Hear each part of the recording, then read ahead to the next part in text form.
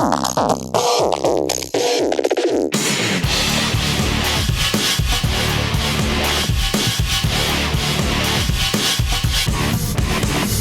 day, everybody, and welcome to Back of the Shelf, a podcast about board games, card games, and elfie tourism.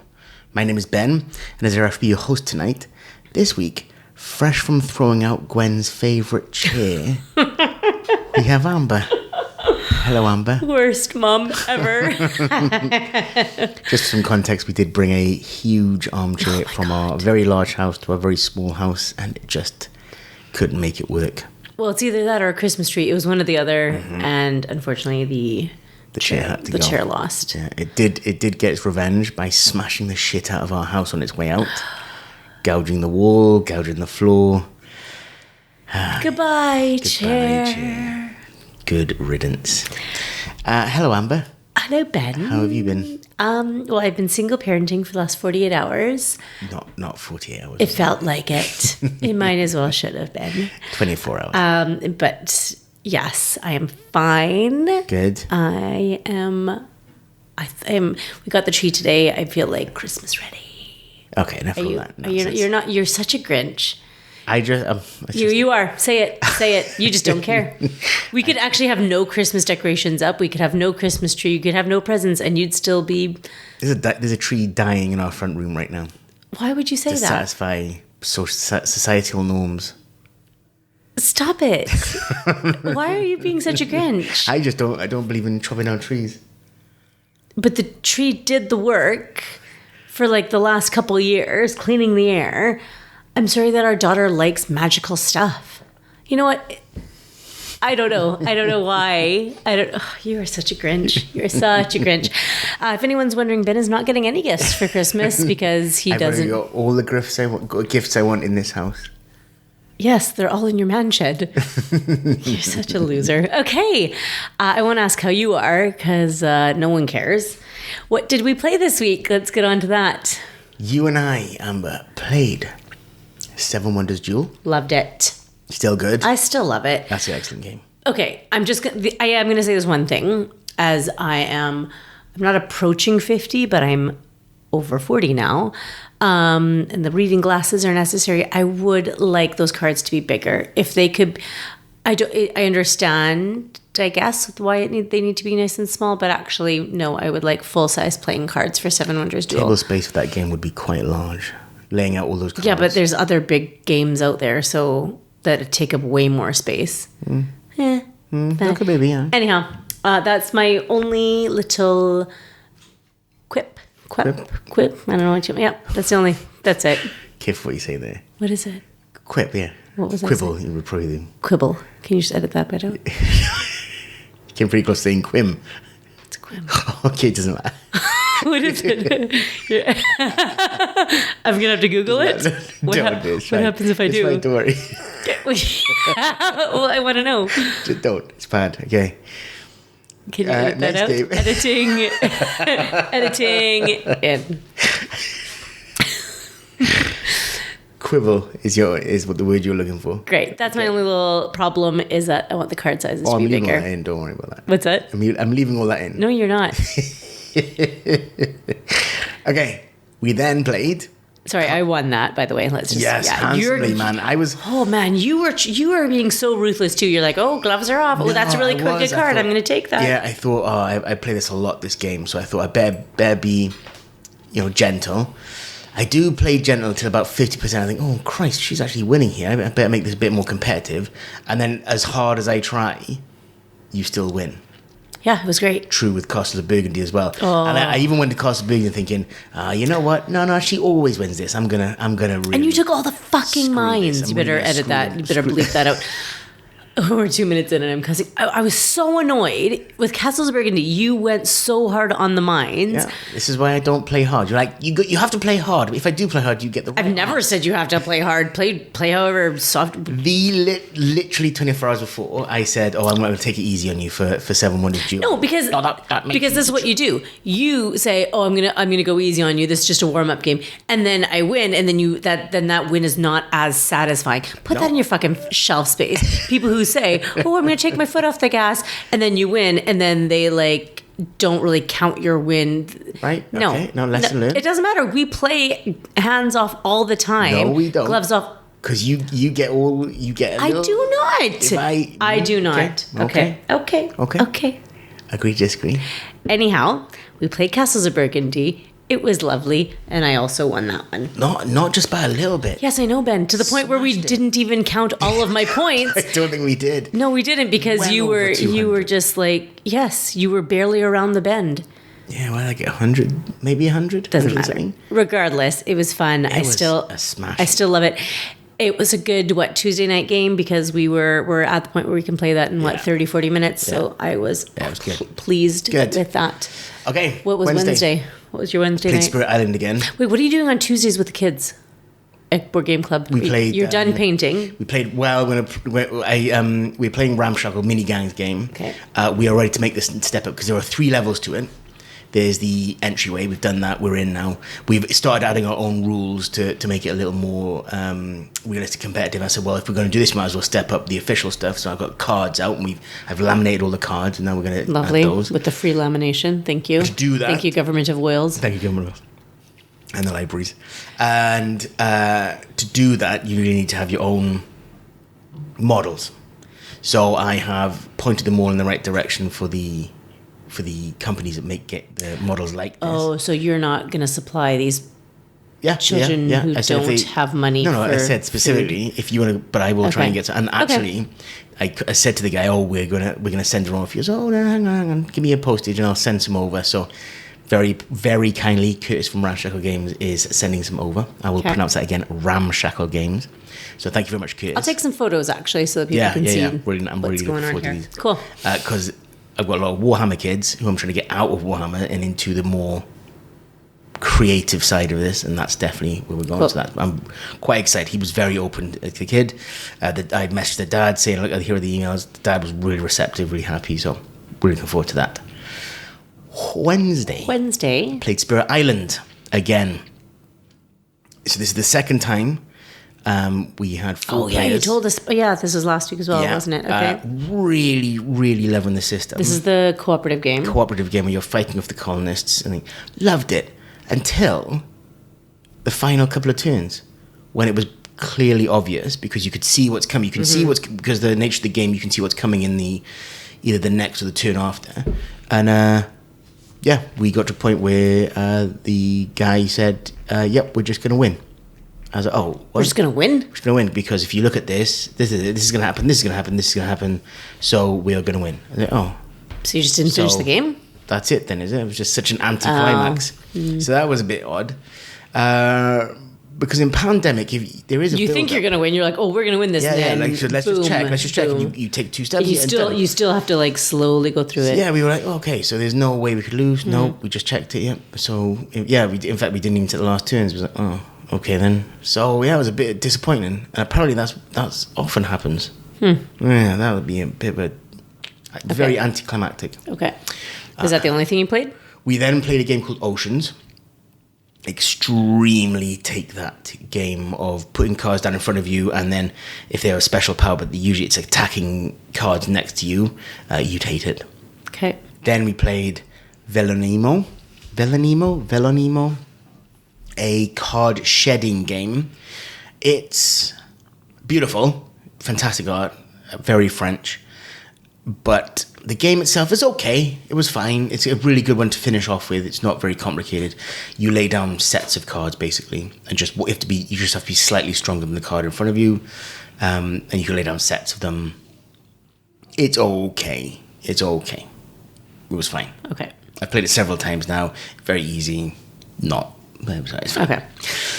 Then that's 3 games on Wednesday. Yeah. Oh wow. Then on Friday, as you well know, here we go. I drove up to Manchester, a 4.5-hour drive. I had 2 options.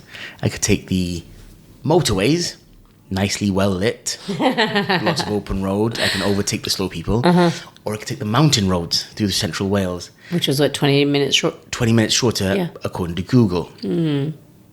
Google doesn't take it into account. 1, I do drive quite fast on motorways, and 2, if there is someone driving very slow on the mountain roads, you are then driving very slow, and there's nothing you can do about that. So, of course, I took the mountain roads, and that was a mistake. But yeah, last time we drove up to Manchester, we took the mountain roads, so I don't know why we would do that again. Yeah. No. I drove past the point where you turned us off and went through the wilds. Don't you put that on me, but okay. But eventually got to Manchester to meet up with Gerald and Dave and their new friend Jake, which was fun.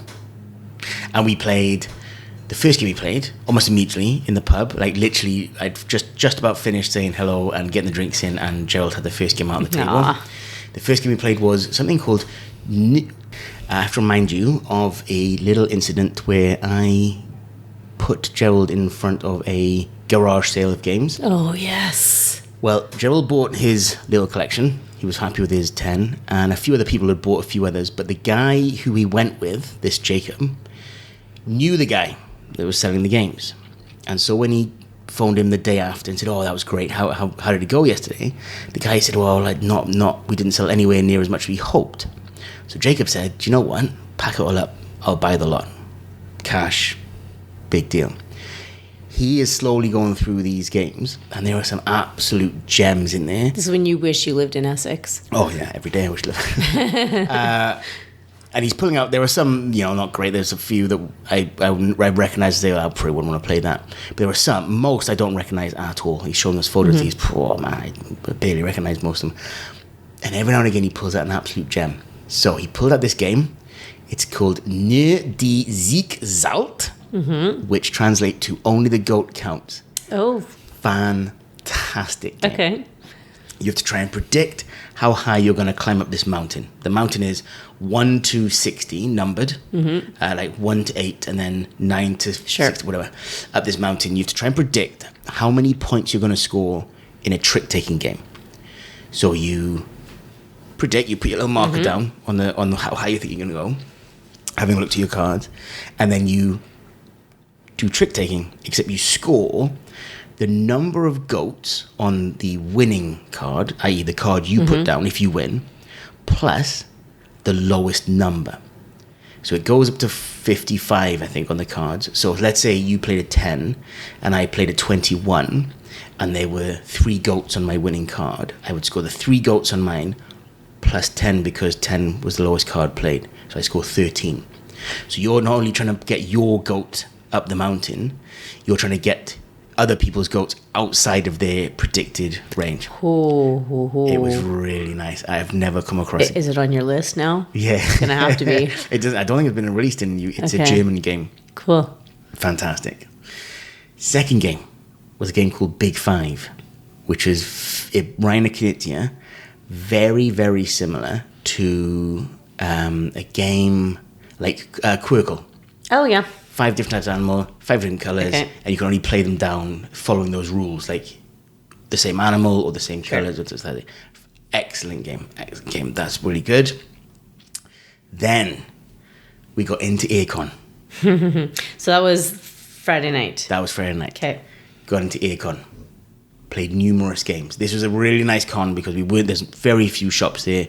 I had a little look around, but not much shopping and that sort of stuff. What we did was play lots of games. First one we played, Stomp the Plank. Hilarious game. So how big was the library, the game library? Library was like how not massive. Okay. I'd say maybe 200 games in there. Okay. Not huge. And how was it set up? Like, how was it set out? One massive room. Okay. Loads of tables, shops on the outside. Yep. There was an upstairs area which was sort of dominated by. There were 2 rooms.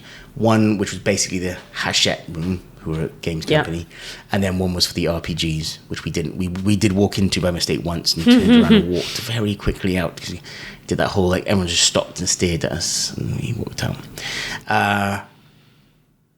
We played lots of games. In the Hachette, we did play one that was demoed for us called Stomp the Plank, which was brilliant. Okay, this is a new game coming out then? Okay. Yes, it is coming out, yeah.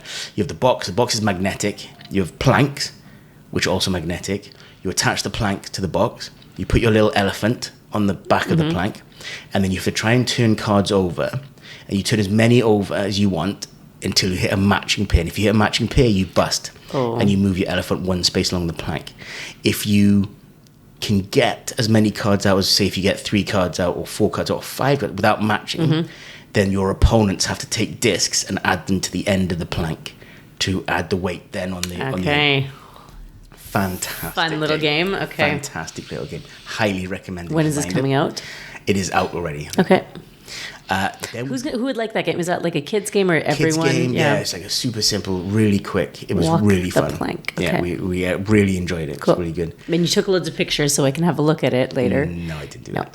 Okay. Again, anyone who's listening to this podcast, over a year ago when we left the Czech Republic, I bought Ben a brand new phone for his birthday because it has an amazing camera. So you said you could keep me safe. If I get kidnapped, you could find me. Shut up.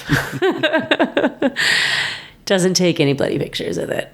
Except for the Judge Dredd books that I don't care about. I am so enraptured in the game. Okay, cool. Then I played a game called Village Rails. I do not think you would like this game. Okay. It's very spatial, puzzly. I love it. It's Rails, so this is obviously Gerald's pick. Gerald saw Trains picked it up. Really liked this game as well. It was really nice. That's highly recommended as well.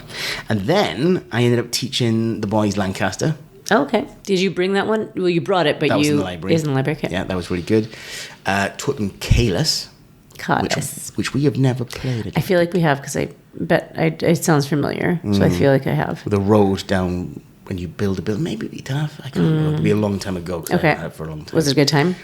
Well, actually, I bought Gerald this because he always said, "Oh, I love those old Euro games." I said, "Well, the original, like the granddaddy of the Euro games, is this Caelus. It was the first ever worker placement game. Well, controversial, but the first ever worker placement game." He said, "Oh, that sounds fantastic." He saw the cover. I said, "Oh, I must have this. I must have this," and I bought it for him for his birthday. It has been on his shelf maybe 2 or 3 years, and he's never touched it. He sold it. He's no, he's it's still in there. And he's always said, "Oh, I need to show me because it looks like it's really complicated." So I showed him at the con. He said, "This is amazing." Okay. Said, "Yep, there you go. You've had it for a long time. There you go." Oh, do you still have it or not? No. I sold it a long time ago. Oh, okay. It sounds familiar, but I don't. Maybe. Okay. That's a really good game. Really enjoyable. Okay. That was it. Right? I think we played a few others. I can't remember now. But it was just fun seeing them. And then I drove home on Saturday. We were. You got home before midnight. Yeah. And you looked like shit. Yeah, I don't think we'll be doing that again. It was good to experience it, but the 24-hour turnaround was too much for a place like that. Annoyingly, and I don't know why, most of the cons in this country are up north. Manchester, Harrogate, all around there. Birmingham.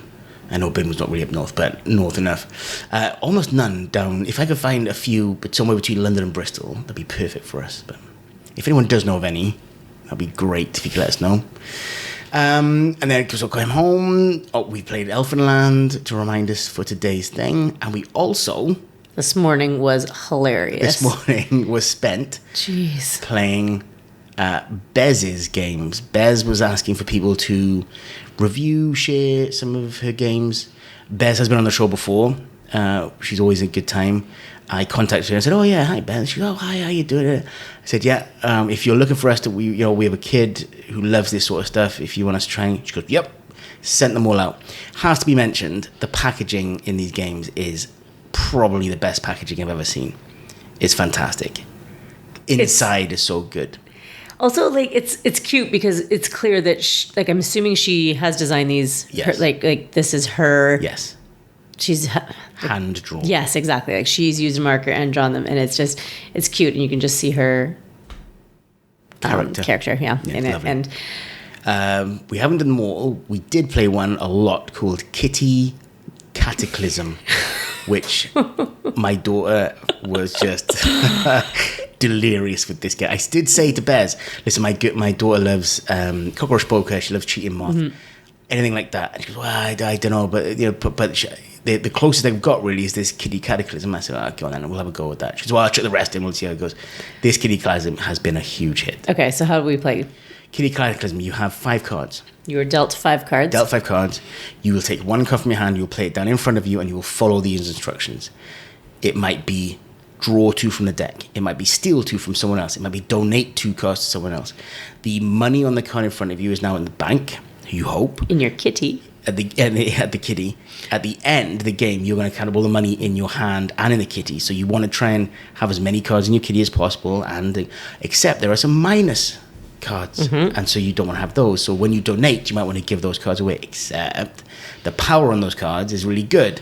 So one of the very first games you played, I was like, because I read the rules and think, why would I ever want to donate cards? That's weird.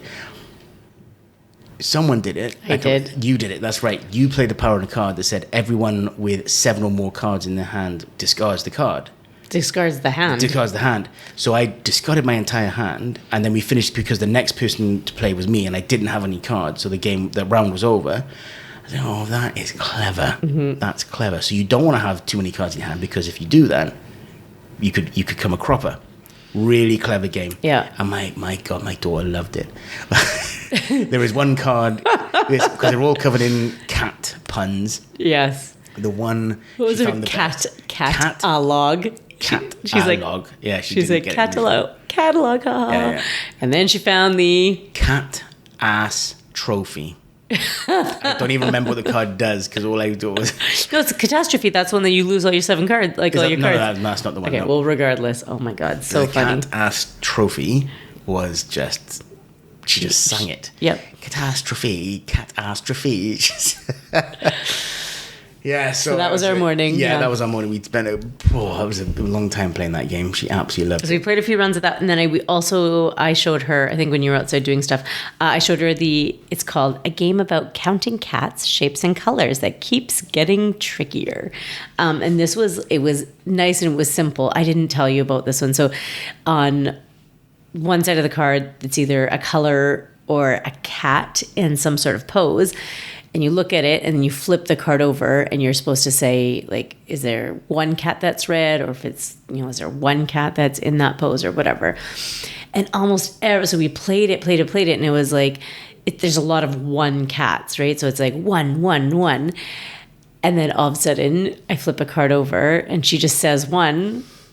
But there was no cats laying down or whatever it was. She lost her whole hand, and it was just like, she was just laughing, and that was a really cute game. But actually, I think so. We played obviously 2-player. It does say best for 3 to 6 players, so I think it would be good. All of these games, I want to bring them to school. I think that this would be like these, especially like the last couple of days of school when I'm not going to teach and they're not going to learn. I feel like these might be like really good games to introduce them. The other one was the matching. It says a game about quickly matching words to pictures, but never words to words or pictures to pictures. And this was... Which sounds really easy. Oh, but it's not. It's not. So again, we're going to play that one. We did have like a little tester, and then she wanted to go back to the kitty catalysm. We read the rules. Thought, what the hell kind of game is this? Okay, so we tried it. Went, turn over a card, you got to match them. Turn over a card, and you went match. Oh, I got that wrong. It's like the very first thing we did. Like yellow bike. There's the game. It was good. And then the 4th one, I'm only going to talk about this quickly because you were outside again, and she really wanted to play it. And it's... how do you pronounce it? Categoric L. Categoric L. So this again, it's best played. It says for 2 to 6 players, but I think we're supposed to be playing in teams. You said. So I am curious how this is going to work with more players. But essentially, like you have a category, either food, whatever. We ended up playing with she wanted to play with countries. Oh wow. Countries, states, cities, but it was a lot of like whatever. I don't know. She was actually really good with like Cambodia and stuff. Anyways, a card comes up. You have to say like a country matching the letter on there, and so that was fun as well. That game also had the greatest rules explanation I've ever seen. Yeah, because when you opened it, oh yeah, you saw the first card. It said start reading here, and you do not shuffle. Card. Do not shuffle. Start reading the card. You read the card. You turn the card over. It said do this.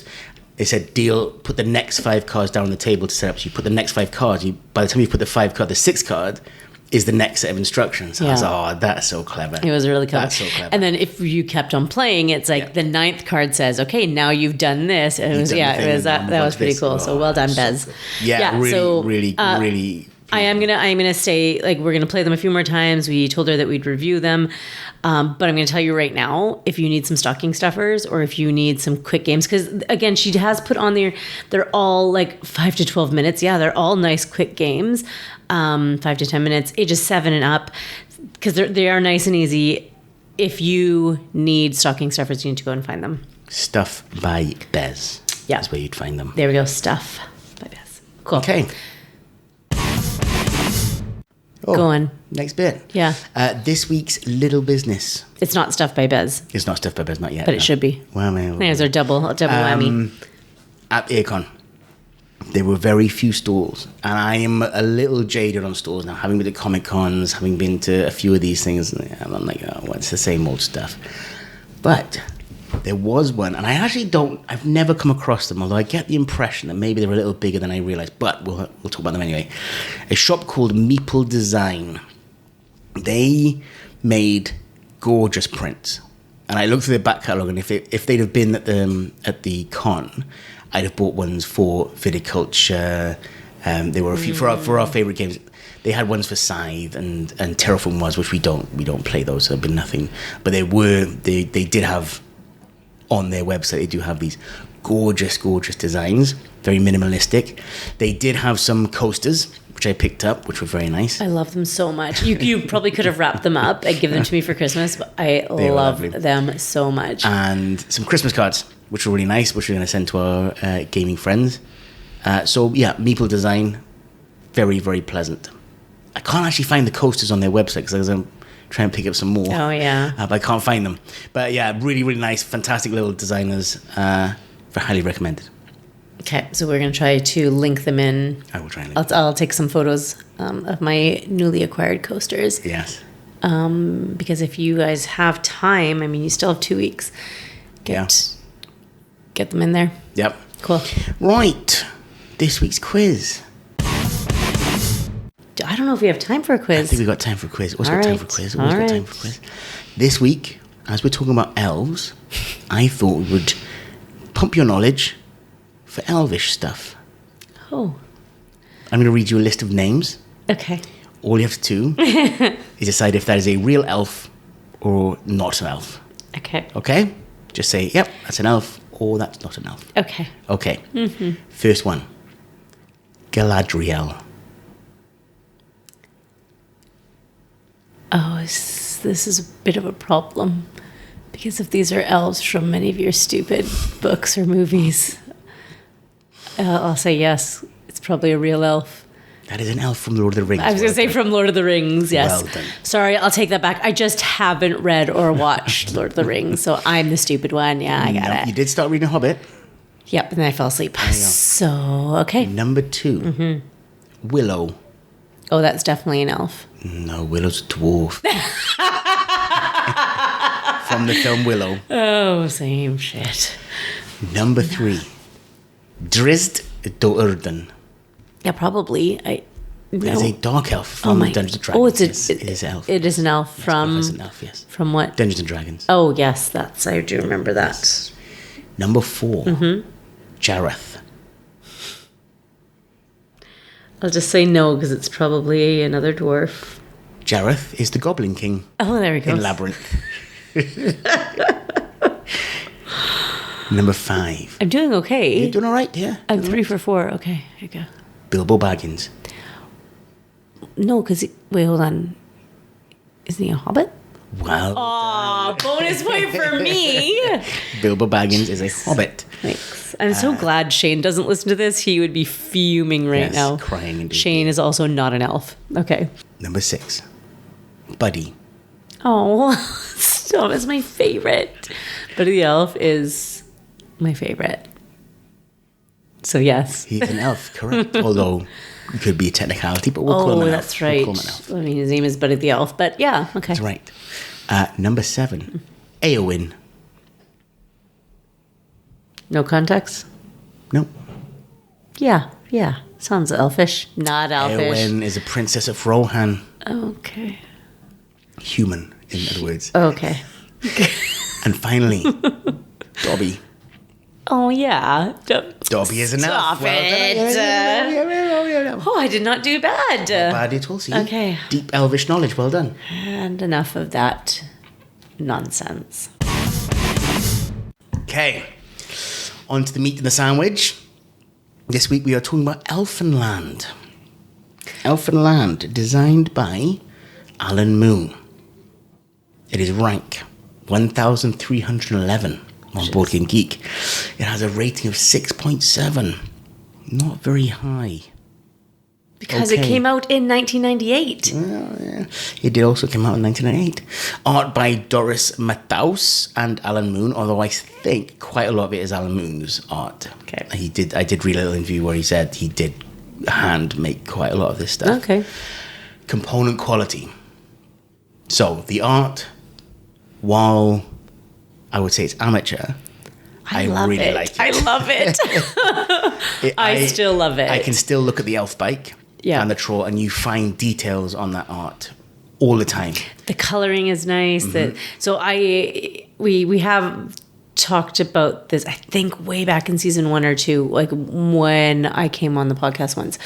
I did already talk about this and how I've had this game for... How long you've had the game? For more than 20 years. And where did you get the game? I bought it. I don't think you did buy it. No, I did. I thought your boyfriend bought it for you. No. I bought it for my brothers from my boyfriend at the time. His brother had a game shop in Winnipeg, and because we played it at his house, I really liked it. Then I bought it for my brothers. Wait, you were around his house? It's a family affair. And so I've had this game for more than 20 years, and it has traveled well. It has, yes. I was quite surprised when I saw it. 'Cause, you see people's... I think when I first met you, we got together. I said, looking through, you had a lot of stuff in the basement. Mm-hmm. Oh, this was in my brother's basement for ages. Yeah. And we pulled it out. I said, oh, hang on, this is quite a game. So it is actually missing. We are missing one. So the components are little wooden. You each have your like wooden boot, and then you have your wooden cylinders. So I think I am actually missing one. Missing a couple, actually. One or two wooden cylinders. So if we could just them. Find those.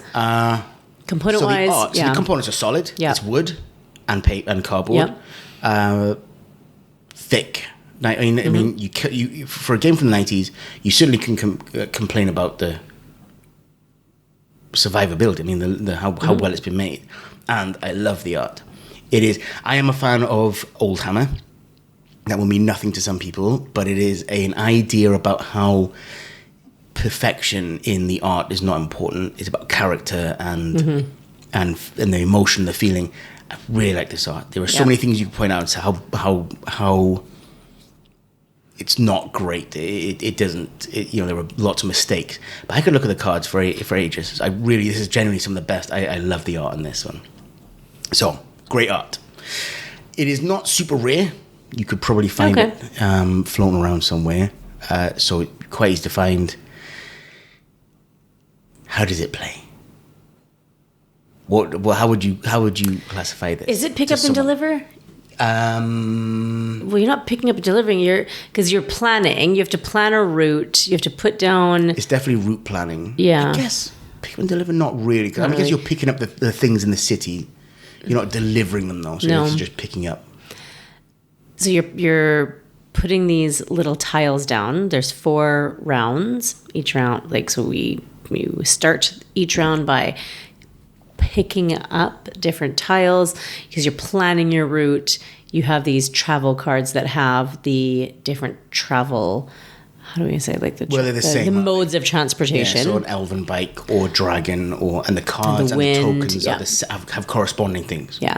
So you have some cards in your hand and you're trying to plan your route because what I think is really clever is, and I don't have one right in front of me to make sure I don't make a mistake, but for example, not every mode of transportation can get through every terrain. So the desert is the hardest. The desert, yeah. So obviously the wind can't go through the desert. The dragon is probably better for the desert. The unicorn might.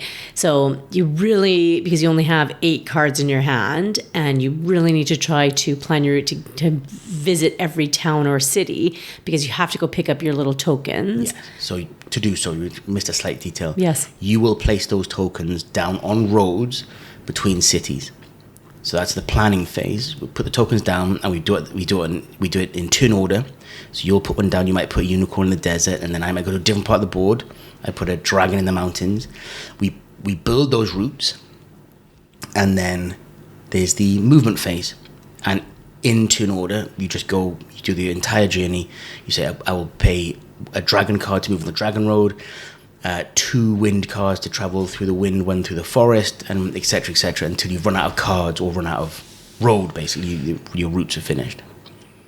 And then you do that 4 times, and you are trying to visit as many cities as possible.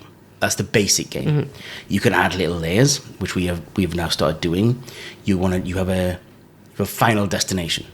So you were trying to end up in a certain city, which is given to you on a card form. And we also, happily, when I listened to the show, friend of the show, Phil, posted in a little group saying, I've got all these promos and all this stuff I don't need. I'm going to get. I said, oh yeah, there's one there for Elfenland.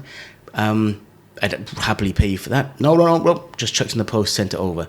So we've added those to it now, and that is every time you visit a city where you start, you'll get a little bonus, some more cards or some more tokens. That adds another layer of, well, you might want to say randomness, but another layer of fun to the game. Sure, yeah, that's really how you play. I think it's pretty simple. I guess that's why the complexity level, isn't very high, because it's not a super complicated game, but there could be some good planning in there. The only thing is, I wish there was a little bit more, that blocking tile. So you play the blocking tile, like you each start with one at the beginning of the game, and I wish that there would maybe be more opportunities to get those tiles. Do you know what? Actually, now thinking about it, I think those blocking tiles were supposed to be mixed in as well. No, I don't think so. No. They maybe were. I'll look into it. Anyhow, so here's my one problem. What's your one problem game? Yeah. We have played this game now 10, 15 times? Maybe. And almost every single time, we find out we've been doing something wrong. There is something about that rule book that I really struggle with. Because for the first time we ever played, you just made up the rules, basically. So I didn't read the rule book. So I had to, So I think that's how you play. So we went back and read it again, and I've read that rule book almost every time we've played the game. And every single time, because we found out recently that you're supposed to take the tiles off the board every time. No, I'm pretty sure we were. Yes, I'm sure we were doing every time. I struggle with the rules so much, because once you get into it, it's so simple. Yeah. But every time I have to read the rules again, because I just struggle with it, and they're hidden. It's not a well-written rule book. It is hidden away. Is it? It's also at 1998. Right? Yeah, that's true. If it was written now, it may. But there was something about you can pay 3 cards from a caravan, and that's so you can get it. We didn't even realize that. So that's like if you don't have the dragon and you need to go through the desert, you can play any 3 cards instead of. In classic 90s, these rules are hidden at the bottom of some innocuous paragraph instead of highlighted. By the way, if you're stuck, it's like I'll mention this here, and I'm sure you've read to the end of this paragraph. And so that's my one grumble about it. I don't know. It's been re-released. Okay. As Elfin Roads, and there was something else. I don't know if that rulebook is better. The artwork is certainly the same, and that was released in 2015. Okay. Yeah. So I don't know if that changes things.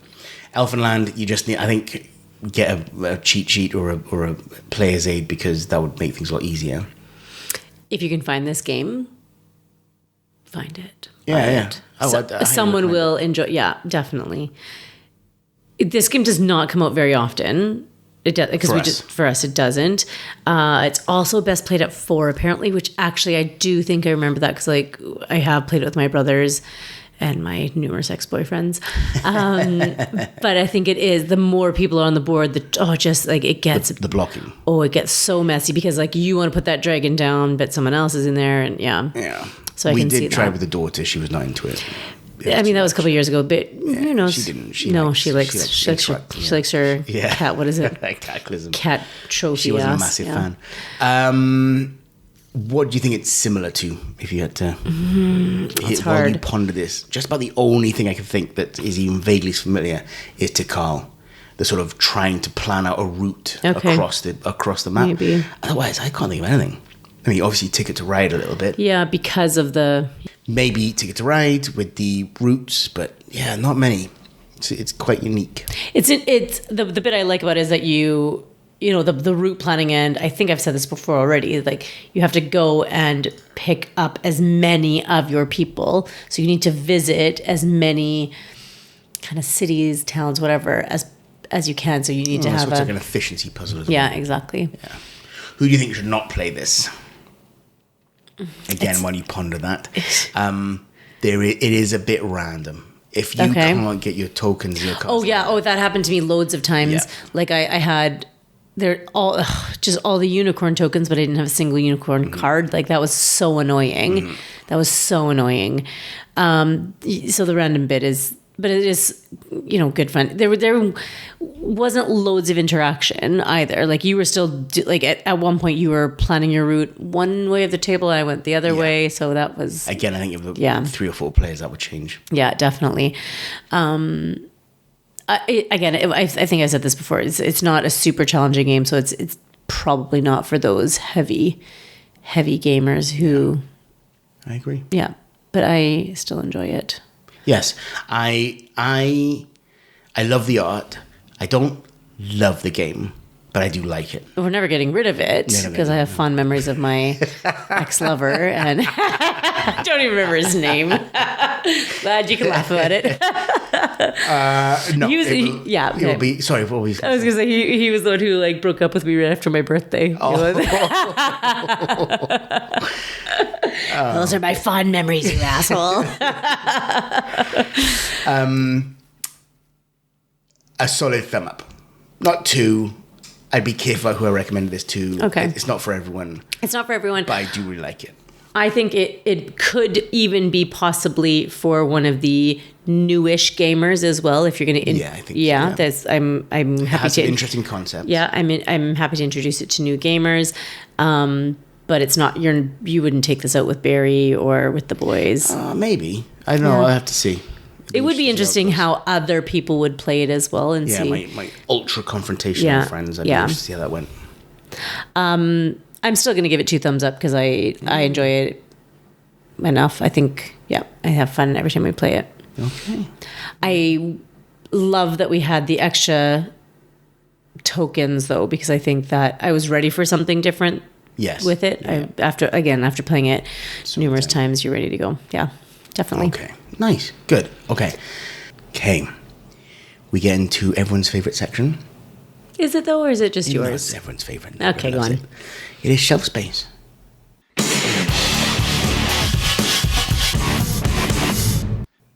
If you remember, we were going through Tony Boydell's angry old man ranting. I was going to say, that's all it is. So, if you we're going to go through 3 today. Okay. I might only have patience for 1, let's be honest. All right, go for it. The next one. These were Tony Boydell's truths about the board game industry. Okay. Number 6. The market is riddled with a weapons-grade sense of entitlement. What mighty contests rise from trivial things. So this is the idea that people get extremely upset about very small things in the board game world, which I don't think is really unique to the board game world. No, or just to the world in general. People just like ranting. Yeah. But also, how ironic, he's just sitting here doing the exact same thing. Well, I think entitlement, no, I don't. There are people who believe the board game industry perhaps should bow to their demands or expectations. You have to give me some context and examples here, because I don't know what he's upset about. A game that might be very innocuous. There are some obvious examples of games being highly sexist, racist, something like that. There are games which, on the surface, perhaps look extremely innocuous. Someone will find fault with it. And you're talking about then weapons grade sense of entitlement. Okay, because then can we, only because I am going to talk about Catan a little bit later. What? No, because we talked about Catan being like actually, right? Like is that what you mean? Like, young people coming in and settling, and that's like the theme around it is maybe. On the flip side, there was that incident in viticulture where they celebrated Cortez or the conquistadors as a jewel, which, I mean, that was short-sighted. That's bad. That's poor. Catan obviously has some, colonialism. It's not as if it's disguising it. That's what the game is. So to take offense to the whole of Catan because of its, well, that's what the game is. It's not an easy to change. If you don't like that one, then you don't play that game. Play Spirit Island, which is the counter to that. I think those are a little more clear cut. These are, I want the whole board game industry to bow to my decision. Offense, basically. I've taken offense at this and I don't like it. Okay. Don't. I feel like we can find offense in anyone and everyone can find offense in just about anything. Yeah. So I'm not okay. Go on. Sorry, I haven't got any specifics for you there. Okay, good. I don't care. Right. 7. Price is irrelevant. There's no need to justify costs versus MSRP, which is the manufacturer's suggested retail price, versus components versus what's in the box, because despite all the wailing and gnashing of teeth, punters will buy it anyway. Indeed, given folks will be more than keen to scalp high-demand stuff, why shouldn't the publisher make a decent wedge off the MSRP?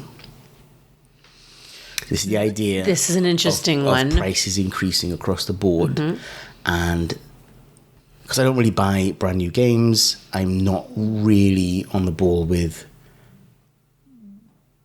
how expensive games are getting. Of course, you see them. There are some which are ludicrous, even to my jaded eyes. Okay, just to add a little spice to this little discussion. Number 8 is, following on from the previous one, scalpers are scum. Well, in every single context they are, absolutely. But here's the thing. So we are talking, whatever, number 7 is about, what are you saying? Like the price of things doesn't really matter, or like... there's a lot of... So, for example, I mean, the one that's come out recently was a game called Food Chain Magnate. Very popular game, but very hard to find. Really expensive because it's from a very small company that they only release one game a year. This is their thing. Okay. It is a very highly designed, very clever game. It looked like a prototype when it came out, but that was part of the charm.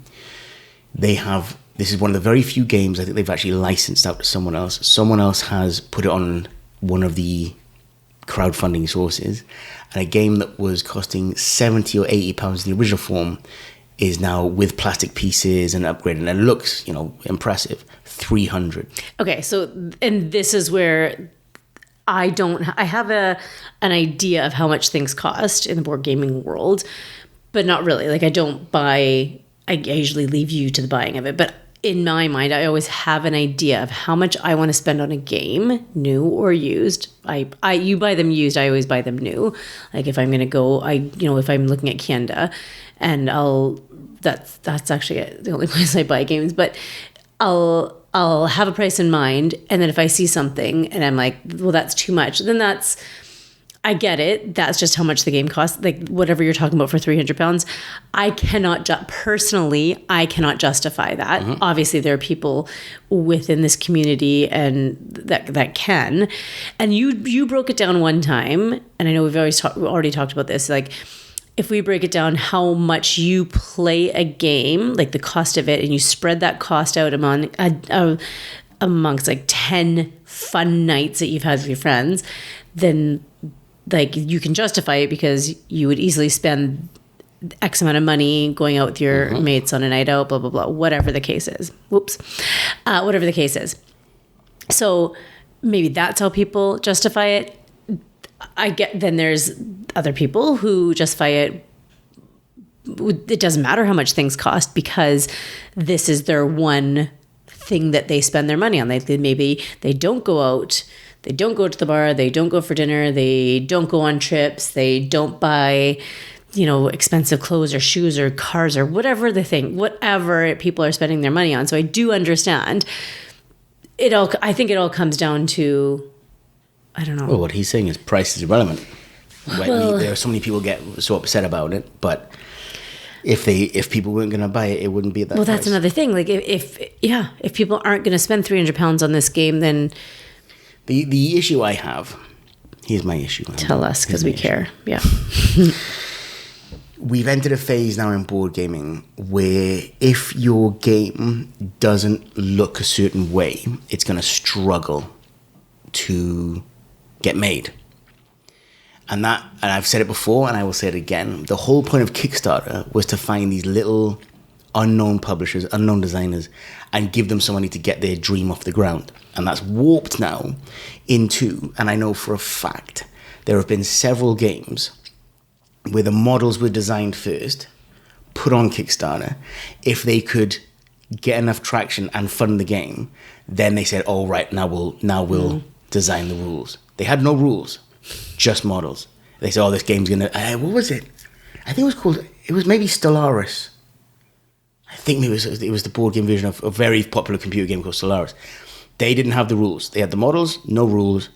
Put the models on. It funded, and then, right, we better write some rules then. And that was probably a low point in the. And now a lot of people will now ask for rules immediately. You have to present the rules as part of the campaign. So that's because of situations like that. So there is a sense that there's also like an arms race in board games, because if you don't look a certain way and if you don't have enough stuff, David actually on the weekend, he had backed a game, the next alien game. I can't remember the bloody name now. The next version of it. He said he backed it at like 70 quid.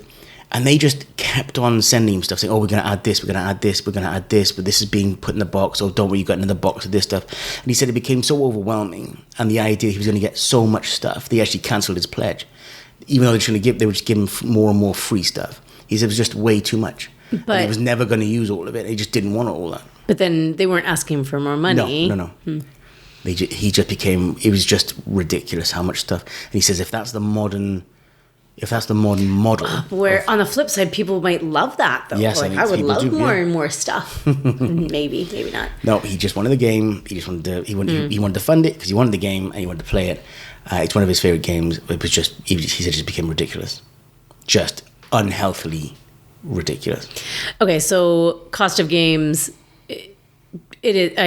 People spend. I think his point is people spend a lot of time gnashing teeth about price of game, but in reality, it doesn't matter. If they couldn't sell at that price, they wouldn't have them at that price. I agree with that.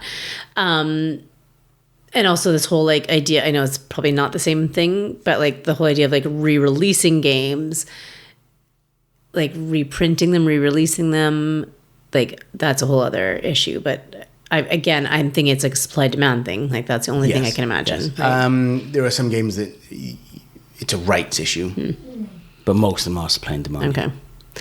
All right, then we can talk about the scumbags. Sorry, number 8. We'll skip to your scumbags of. Scalpers. So who's scalping board games? So a scalper would get in, say, Kickstarter, or a pre-order. They would buy the game, and then almost immediately get onto eBay. For double the price, triple the price. A bunch of copies is what you're saying. Possibly, yeah. The Games Workshop are particularly susceptible to this because they're not Kickstarter. They just have Space Hulk was a bad one for that. Space Hulk was a £100 game, which was crazy at that time. This is a while ago. £100 was a lot of money for a board game. People bought it at £100 and then almost immediately put on eBay for £100, £200, £300. Okay, but I'm going to say the flip side to that is don't support that then. Let them sit and unfortunately you're always going to have people who are don't support those people, but then they really want the game, so they are going to do whatever. It's immoral. Sure. But then just it's a free market, isn't it? Well, it is, and I was going to say just in any group, capitalist society. Sure. There you go. Thanks, Oh, Tony. you love bringing us right down. How many more? What are we going to? 2 more. That's it. Then done. Thank Petunia. Okay, good. There's a couple things that I wanted to mention. I put a little bit, I'm not going to say a lot of thought into this, just a little bit of thought. And I know you won't have an opinion at all, but I was thinking of gifting. If I'm going to gift one, I'm going to have to gift all of them. Catan to our friends in the village. Jamie and Rhiannon. I know if they do our copy of Catan. I know they don't. If they listen to the if they listen to the podcast, Do it. I don't know if they. Sometimes they listen. I think it would make them really happy because they're having family over for Christmas, and that's what I was just thinking. They love this game, and their family really loved it, and I'm just taking a deep breath. I think that they would appreciate it. All their kids were playing it, and so I think. And if I ever want to play it, I could happily borrow it from them. I think expansions. I think so because it's like why I shouldn't keep No, right. They don't work with any of the. Well, exactly. Like, why would I keep one expansion if I'm That's gonna? an excellent idea. If the kids are playing, then Yeah, that's right. That's and maybe great. they'll give it back to us when our child wants to play. Okay, so I'm taking that as gospel. Well done. Oh God. Okay, so that's that. Okay. You said Gerald mentioned Essen. Yep. 2024. I looked it up. It is October 3rd to 6th, which is like Thursday to Sunday, I guess. Yeah. How serious are you about this? Is that just get on a plane? It is get on a plane. It's definitely get on a plane. Yeah. Get on a plane on a Friday. Do you take Friday off? Get on a plane on a Thursday. You could take, here's the thing. You could take Friday as a personal day, as an unpaid day, and get on a plane on Thursday. Or do you get on a plane on Friday? Is it worth going for a day and a half and coming back on Sunday? No. It'll be What would it be? What would it look like? I'm so curious. It's busy. Yeah. I think everyone has to go at least once. So that's and if it's always in October, then there's never going to be a good time, right? No. But what do is it like Manchester like times 1,000? It's yes, like the one. Yes. So is it much bigger? Okay. Much bigger. Hundreds of thousands. I'm so curious about the whole like bring and buy or like what I'm just so curious what it would be. I don't think bring them by there. That's the only thing I'm interested in. Like games library. Like, would you go just to play games? No, I feel like that's a really far way to go just to play games with your mates. Okay, it's a trade show. This is definitely a selling convention. But then, your friend in Cardiff who said he used to go to Essen and get games for a couple euros. That's in the old days. So that's not happening anymore. In the old days, it was very much. It was not really a thing you went to. It was just for traders, some enthusiasts. If you're at a shop, maybe you'd go over there. So in the old days, it was very much. If you go to Costco, yes. And they're trying to give away free stuff to get you hooked on it.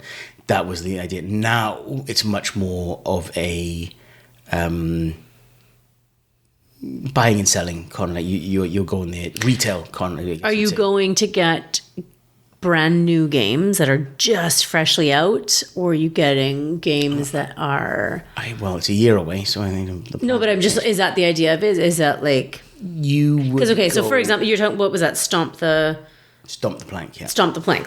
That game is not a lot of companies launch games at Eschenspiel. Okay. So they would. That's the first place you would go and get them. But then I'm not bothered about that stuff. I would go for the experience to see what it's like.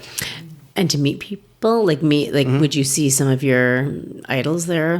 Would we see any? And would we see any people that we would actually? Probably, yeah. You'd see people Rosenberg might be there, and Knizia might be there, but people floating around. Yeah, okay. It's massive. It's very, very big. Okay. If anyone out there is listening and would like to get me in, I'll happily go and do some interviews. Cool. All right. Well, we have some time to think about it. We do. I guess it could be your birthday present. Could be. Huh. It's a good idea. I'll think about it. Okay. Okay. In fact, so we'll have to probably start booking now. Well, exactly. I was gonna say, yeah. Get on your flight search. Yeah. Okay. Something to think about. Right. Okay. Upcoming week. What are you playing? What's your plan? I I don't have a plan, actually. Okay, well, you better get a plan. I'm just going to remind you, you only have this Wednesday, and then the following Wednesday we are at a school play. So correct. You only have this Wednesday to play some games with your friends. That's correct. Are we going to continue with our Monday, Tuesday gaming Correct. ritual? What are we going to play? And before you say anything, because I've been organizing stuff, as I like to do. Wait, where have you been organising? No, I have not gone okay. into your man shed. Okay. My God, no chance. What is that little condottiere? Oh, yes. We have not played that in ages. I know, yeah. In ages. And I remember actually that was the first game you talked about Yeah. on this podcast. So I thought we could take that out and then decide if I want to keep it. That's the only thing I really was thinking about. Probably give Bez's games another roll around. I might actually take them to school and have a few plays this week. Anything else we need to take out? No. No. Just going to say a thank you to Kienda. They gave us, we messaged them, said if we would do a little break because we were moving house, and they gave us a little break. And now when we're back in the saddle. Actually, maybe because we didn't have a chance to play Feast for Odin, so maybe that needs to come out. Maybe, yeah. Okay. Amber, Ben, can you tell everyone where you can find us? Ben, can you tell everyone? I can, and that's why I'm asking you. You can't. You don't even back.up.the.shelf on Instagram. There is a link tree in there. There you go. To all our various connections. Such as Ben's Facebook group called Back of the Shelf. Back of the Shelf. Oh my Facebook God, group. you don't know Back of the Shelf Facebook group. Good. There is the Guild. Yes. There is the link to Kienda through there. There's our YouTube. God, yeah. We haven't updated that in ages. No. There is Gmail, Back of the Shelf Podcast at gmail.com. Yeah. And That's your lot. Discord. Oh, there's Discord. Oh, get on the Discord. Oh, the Discord is in there. There you go. Yes, it's in there. Have a little chitty chat Yeah. on that. Fantastic. Okay, busy weeks coming up. I did not buy any stocking stuffers for anyone. Okay. Games related. Well, who's Grinch now? I know. I need to get on that. I have 2 weeks. Okay, I got to be productive. All right, Ben, on that note, it is goodbye from me. And it's goodbye from me.